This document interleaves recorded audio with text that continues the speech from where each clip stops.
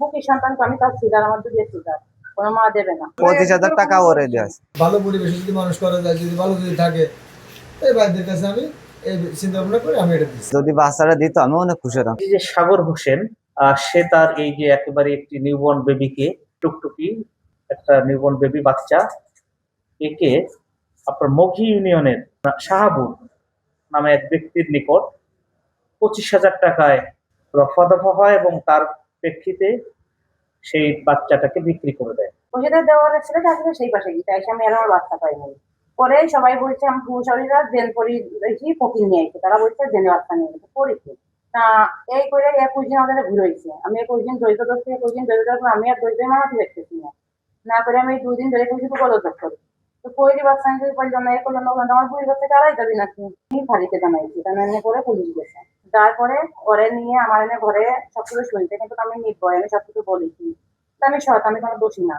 পরে সেই সময় আমার স্বামী স্বীকার দেয়নি। পরবর্তীতে আবার ইনি দিয়ে আর আমাদের এখন আমার শ্বশুর আর আমার স্বামী ঘরে আটকাইতে পারবেন, আমরা 3 জন ঘরে, আমার ঘরে যাতে দিবেন না, সেই সময় নাকি নাটাকে স্বীকার করেছে। আমাদের বাচ্চা দত্তক গেছে, বাইশ ধরে ধরে বললো আজকের ঘটনায় যে বাচ্চা পাইছি। মানে এখন আমি শুনেছি আমার স্বামী ছিল, তারপরে একটা মহিলা ছিল। উনি ছিল কিনা? না, আমি ছিলাম না, সোজাই ও ছিল, আর যারা বাচ্চা দিলাম কিন্তু এরা বলেছিল। আমি এইখানে হিসাব দানা করে দিয়েছি। কোনো মা কোনো বাচ্চা বেচতে চায় না, মানুষের বাড়ি বাধা ভেঙে খাবে, তাও কোনো মা বুকের সন্তানকে আমি তার সিজার, আমার দুধের সিজার, কোনো মা দেবে না। টাকা দিয়ে 25,000 নিয়েছে, সাদা না কালো, আমি এ পর্যন্ত চোখেও দেখিনি। পরিধি বাচ্চা নিয়ে গেছে, এই করে উনি সবাই চোখে দিল গেছে। আমাদের বাড়িতে নাকি 2200 জেন উঠাইছে। আমি আজকে সকালে সেইখানে গেছি, তারপরে বলার পরে উনি হচ্ছে পালাই, উনি এখানে নাই। স্পেশাল ধন্যবাদ আমার বাচ্চা করার জন্য। এর জন্য আমি আমি প্রচুর খুশি, আমার এই খুশি আমি কোন জায়গা পাচ্ছি। আমি কাছে ভাবি যে যদি বাচ্চাটা দিত আমি অনেক খুশি হতাম, কারণ আমার ভাই ছোট, তারা কলম একটা বাচ্চা পায়ে আসে কোলে না, আনন্দ লাগে। আমি মাঠের তাসি ভাবি, আমার কেউ কোলেও কয় না, আমার কেউ এটা আনন্দের কথা কয় না।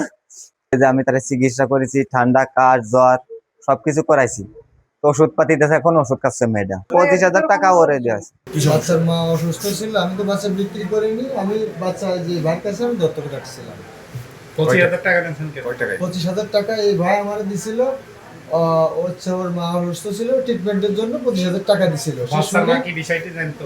না, বাচ্চার মা এই বিষয়ে জানতো না। এখন এরা দুইটা বাচ্চা একসাথে দুধ খায়, যেহেতু ওর মা অসুস্থ। এই আমি এগুলো চিন্তা ভাবনা করি, আর আমারও মোটামুটি কাজ কাম, মানে এদের পিছনে আমার সময় ব্যয় করে লাগে অতিরিক্ত। আর আমি কাজ করলে দেখা যাচ্ছে যে 380 টাকা 400 টাকা আমি পাই। তো আমি এগুলো চিন্তা ভাবনা করে আমি চিন্তা করলাম যে যদি বাচ্চাটা যদি ভালো পরিবেশে যদি মানুষ করা যায়, যদি ভালো যদি থাকে, এই ভাইদের কাছে আমি এই চিন্তা ভাবনা করে আমি এটা দিচ্ছি।